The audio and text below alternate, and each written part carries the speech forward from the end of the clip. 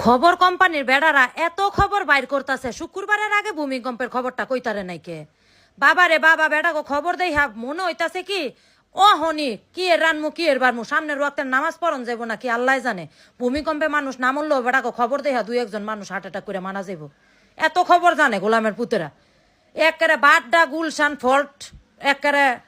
মাটি ফাঁক হয়ে গেছে নরসিংদী তো গেছে ওই এই হইছে হেই হইছে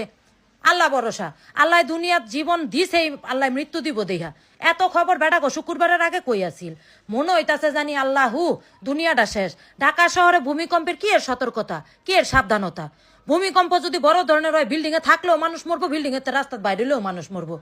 এত সাবধান আর এত সতর্কতা কইয়াছিল আর বিল্ডিং এতে একটা দুর্ঘটনা হইয়া মানুষ মরার পরে রাজুকের মানুষে এই বিল্ডিং এ যায় দেখে যে এই